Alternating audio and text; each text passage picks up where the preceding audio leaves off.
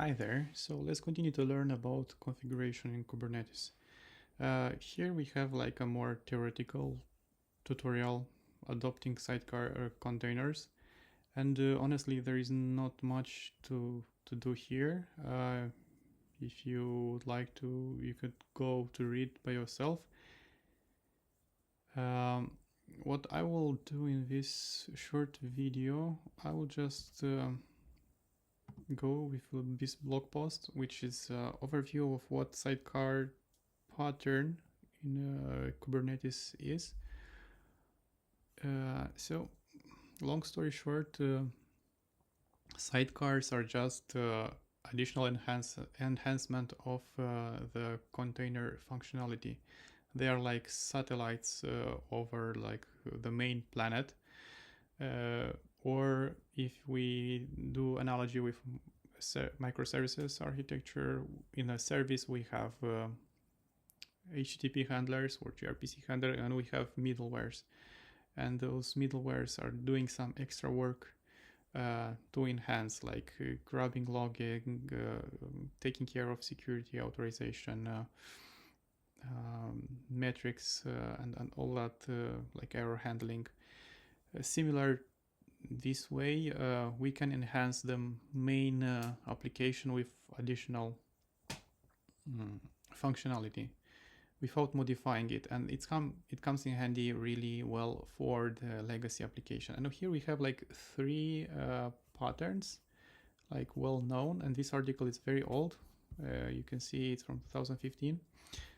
Here even we have a kind of warning, but they are still available and let's say actual in CKAD in exam. You will need to know about those. So first we have like the sidecar, classic one. We have one pod with two containers. Like here is like one web server container, and here it's another sidecar container. So this web server, it's producing logs, and the logs are sent to a volume. And this volume, it's mounted per entire pod. I think it's empty here. So it writes only to that volume. Meanwhile, the sidecar log saving container, it's pulling that data. So and sending it to our sources, like maybe our log syncs. But in this way, we don't need to pollute the code of the main application with extra functionality. This pattern is kind of scalable because we can use the same for different applications. We use just one template of that deployment, and we can change the main application which is running. In this way, kind of make sure that each pod has its own log saving sidecar. Another one, it's an ambassador container, and in this specific description, here we have like an application or like a deployment and two containers, a main application, a proxy ambassador. The ambassador, it's responsible for forwarding traffic outside. So this is the outside of the cluster. What here is saying, like, imagine that we have a Redis cluster with master-slave architecture, where one replica it's accepting writes, and the rest its replicas are just accepting the read requests. And we can have like extra logic in our application to create connections for write, for read. But if we would not like to extrapolate or modify that code, we can create a sidecar, like this is proxy ambassador. It's just a container that gets the traffic routed from the main application redirected to the external world. So if the main application has just one connection and say like, hey, please, get me the item with this ID.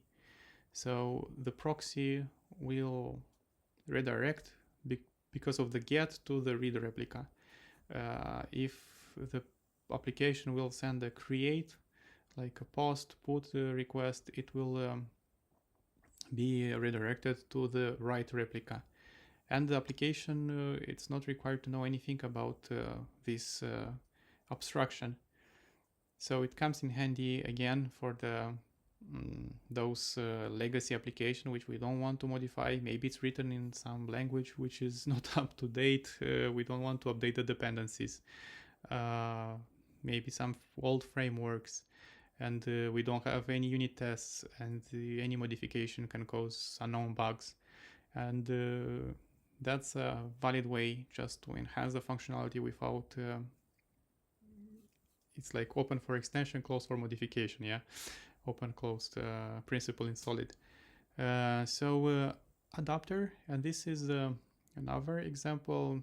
It's like trivial. We have a main application and monitoring adapter and centralized monitoring system. Here it's stated that each application can have different way of exporting those logs. So we cannot directly export those logs to the centralized monitoring system. We need an adapter. So what basically this adapter does is just knows how to handle locally the exported logs, and outside expose a well-known standard API. So centralized monitoring doesn't need to be modified to just adjust this application. Neither the application doesn't need to be modified.